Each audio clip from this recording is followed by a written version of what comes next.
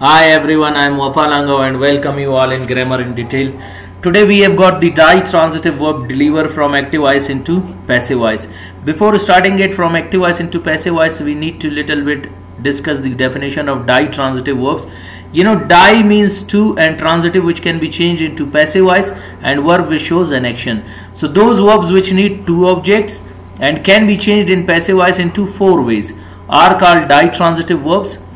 You know, die transitive verbs need two objects, one direct object and one indirect object. Direct object means all non-livings and indirect object means all livings.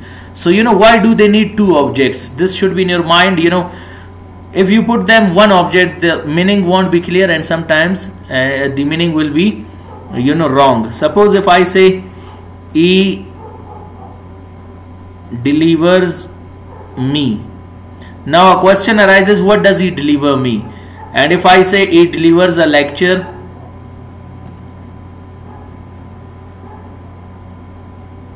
again a question arises that, you know, whom does he deliver a lecture? But if I say it like this, he delivers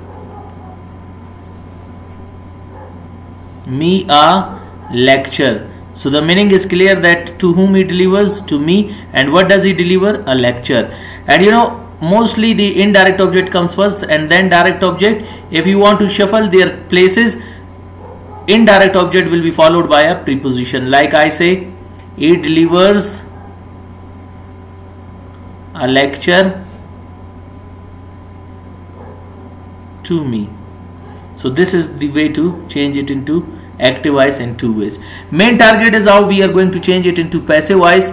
You know, we are going to change it into passive voice. One thing should be in your mind that, you know, today we will be changing it into modal auxiliary verb would. You know, would is used for unreal situations. It has got a lot of usages, but in secondary level, you know, it has got one usage that is known as for unreal situation, and would is used for those unreal situation which we wanted to do in past but we didn't or couldn't.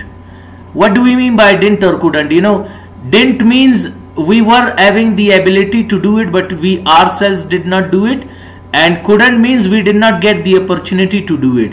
If I say he would deliver me a lecture, number one, he didn't deliver me a lecture himself because he said that, you know, why should I deliver you a lecture? Maybe a personal, you know, issue or something like. But if I say he would deliver me a lecture, he wanted to, he could, but he did not have the opportunity to do it. Clear? Like he would deliver me a lecture, he would deliver a lecture to me. You know, main target to change it into passive voice. If you want to change it into passive voice, we will be having four ways to change them. You know, first keep in your mind your subject when you bring in the place of object. Like him will be your object here. There him will not be called object, here it will be called agent. And what is agent? It tells us who does an action. And when you want to bring the object, whether indirect or direct, at the beginning, like I and a lecture, so here your subject will not be called the doer of an action, but it will be called the title or topic subject. And what do we mean by title or topic subject?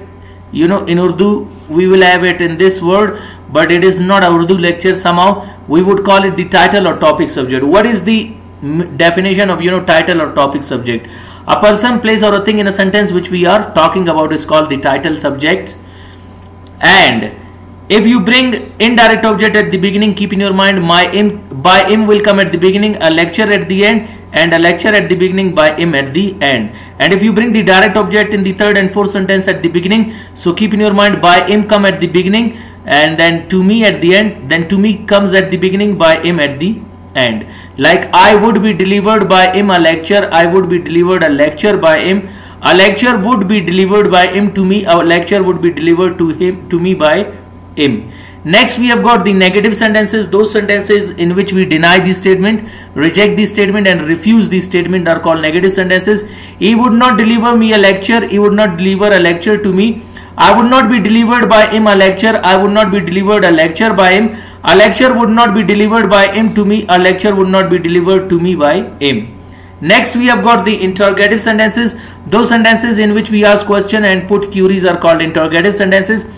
Would he deliver me a lecture? Would he deliver a lecture to me?